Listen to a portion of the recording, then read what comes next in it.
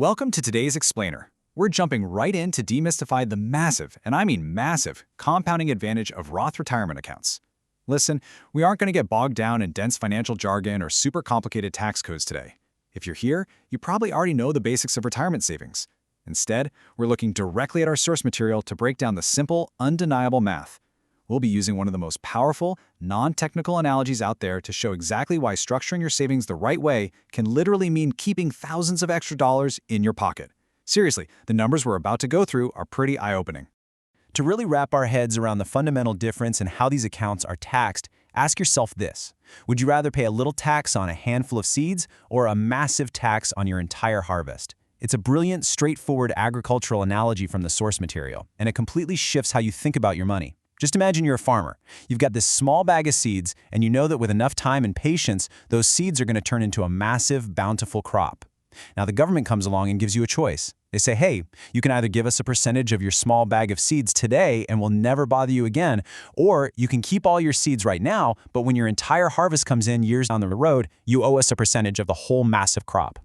Put like that, the choice seems pretty obvious, right? This single analogy hits the nail on the head when it comes to understanding retirement accounts. The source we're analyzing today advocates strongly for one specific strategy: eating the tax now for tax-free growth.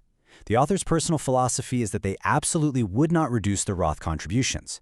Actually, they'd max them out every chance they get. The whole idea is to pay the upfront taxes on your initial contributions, basically eating the tax today, so that every single dollar of future compounding growth belongs entirely to you. It's the stark difference between tax-deferred growth, where you're just kicking the tax can down the road, and truly tax-free growth. The author argues that taking the hit on the front end guarantees the government's hands stay completely off your eventual harvest. All right, let's move into Section 1, the seed or the harvest, and see exactly how this analogy maps on to the real world. So how does this play out in real life? First, we have the Roth account. This is where you tax the seed. The money you put into a Roth is after tax, meaning you can't deduct it from your current income. Based on the source's example, we're assuming a steady 22% tax bracket. So you pay that 22% right now upfront on your initial deposit. Contrast that with the traditional 401k account where you tax the harvest. Here, you get to deposit your money free of taxes up front. You take the deduction today, but you pay that 22% later on the massive final withdrawal. For the sake of this model, we're assuming that 22% tax bracket stays exactly the same from the day you plant the seed all the way to harvest day. Moving right along to Section 2, Roth versus 401k math. This is where the source provides a specific dollar-for-dollar calculation. Let's lay down the baseline assumptions our source uses to build out this math. We're starting with a single $10,000 initial investment. We remain in that 22% tax bracket. The investment grows at a super conservative average annual return of 6%, and we just leave it alone for a 20-year timeline. Now, before we even talk about taxes, just the pure organic power of compound interest turns that initial $10,000 into a final account value of $32,071. Both the Roth and the traditional 401k are going to experience this exact same gross growth, but the real magic, or the real pain, lies entirely in how the tax man takes his cut. Okay, this math is the absolute heart of today's explainer. With the Roth account, because you're in that 22% tax bracket, putting $10,000 in costs you $2,200 in upfront taxes. You pay the tax on the seed, and your end tax on the harvest? Zero, none. Meanwhile, with the traditional 401k, your upfront tax is zero. You plant the seed for free today.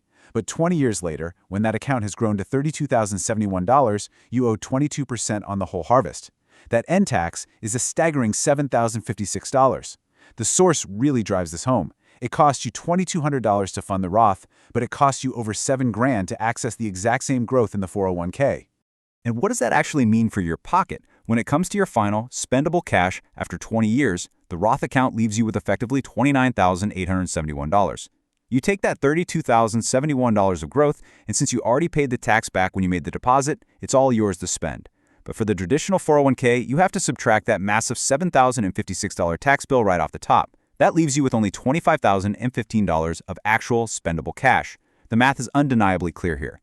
This gap represents money that is either funding your retirement lifestyle or going straight to the government. So, the absolutely crucial takeaway is this number right here: $4,856. According to the source's math, for every $10,000 you invest, the Roth account yields almost $5,000 more in spendable cash. Think about that.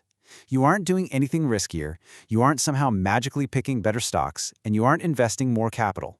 You're literally just choosing when to pay the tax.